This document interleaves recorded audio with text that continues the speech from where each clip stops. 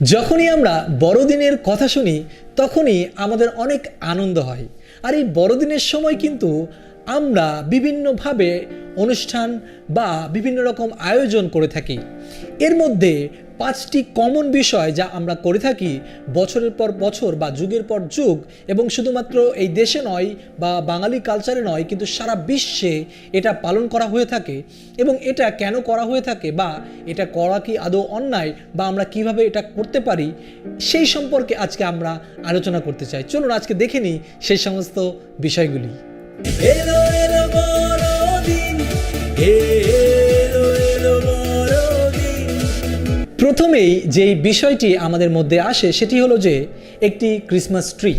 আর ডিসেম্বরের আগেই, বড়দিনের আগেই আমরা কিন্তু একটি ক্রিসমাস ট্রি হয়তো বা বাড়িতে কিনে নিয়ে আসি বা আমরা আমাদের উঠানে বা বাগানে ক্রিসমাস ট্রি লাগিয়ে থাকি।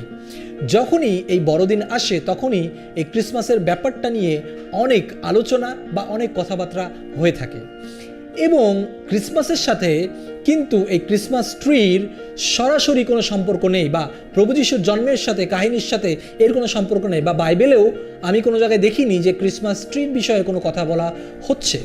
কিন্তু আমরা এটি একটি উৎসবের আমেজ বা উৎসবের অনুসারে এটাকে আমরা করতে পারি, এটা কোনো অন্যায় নয়। এটা এমন নয় যে এটা আপনি কোনো অন্যায় করছেন বা পাপ করছেন। কিন্তু যেটা সমস্যা, আজকাল আমরা দেখছি অনেক লোকেরা যারা কিনা এই ক্রিসমাস ট্রিকে উপাসনা করছেন, যখন এটা করছেন তখন কিন্তু আপনি ভুল করছেন। কিন্তু সাজানোর জন্য বা উৎসবের জন্য যদি আপনি ক্রিসমাস ট্রিকে ব্যবহার করেন তাহলে ঠিক আছে, কোনো অসুবিধা নেই। দ্বিতীয় যে বিষয়টি আমাদের মাথায় আসে সেটি হলো সান্তা ক্লজ।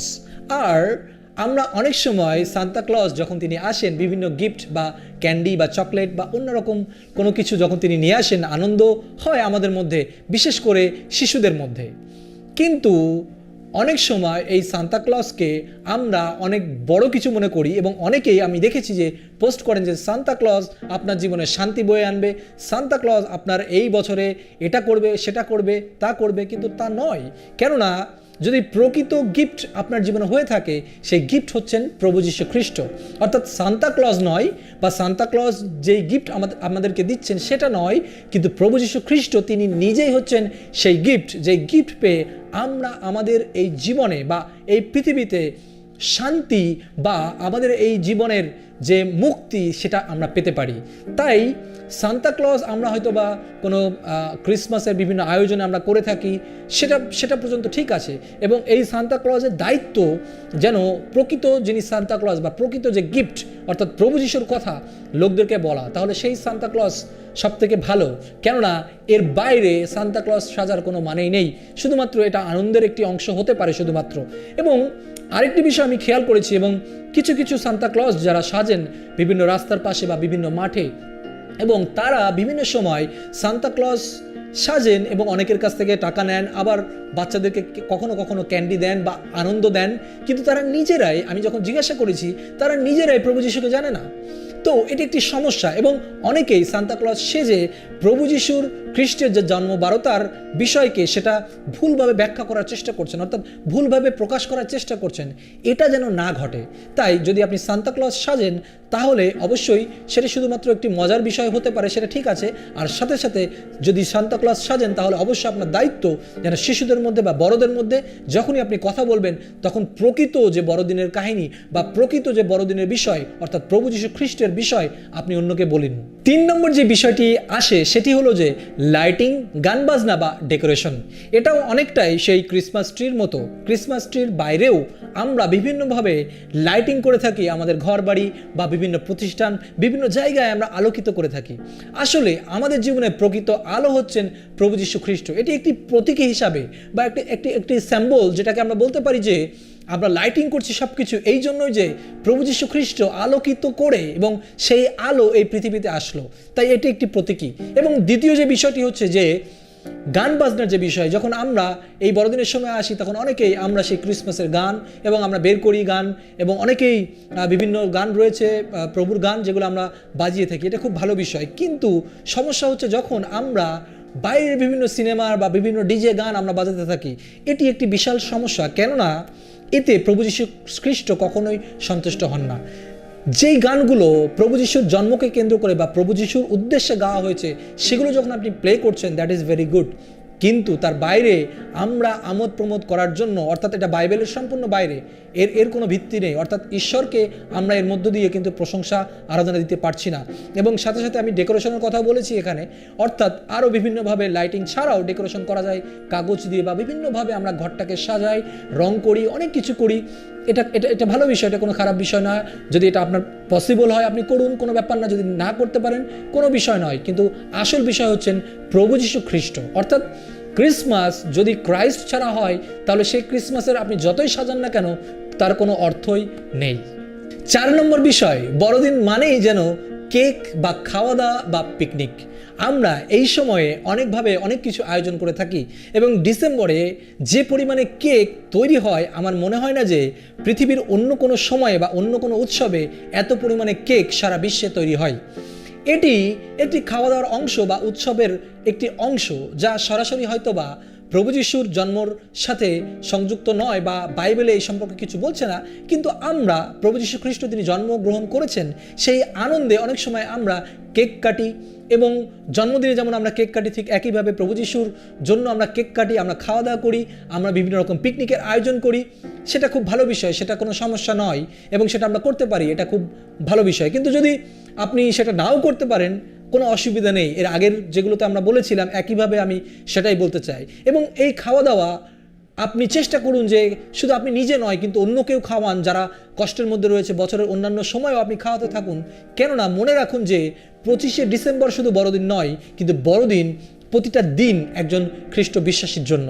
তাই আপনি যখন একজন খ্রিস্ট বিশ্বাসী এবং খ্রিস্টকে অনুসরণ করছেন তার শিষ্য, সেই হিসাবে আপনার দায়িত্ব যে আপনার যে খাবার রয়েছে সেই খাবারের সাথে সাথে প্রভুর খাবার, প্রভুর যে বাক্য, প্রভুর যে খাদ্য, সেই খাদ্যকে বিভিন্ন জায়গায় ছড়িয়ে দেওয়া। আমরা একটি ফেলোশিপের মধ্যে বড়দিনের সময় আসি, এটা খুব আনন্দের বিষয়, খুবই ভালো বিষয়, একে অপরের সাথে কথা বলি।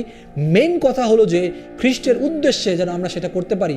আবার অনেকে এই খাওয়া দাওয়ার সাথে অন্যান্য কিছু আপনারা মিশিয়ে ফেলান, যেমন আপনারা অনেকে ধূমপান করেন, অনেকে মদ্যপান করেন, বা তার বাইরেও অনেক কিছু অনেকে করতে থাকেন। সেটা কিন্তু সম্পূর্ণ বাইবেলের বাইরে।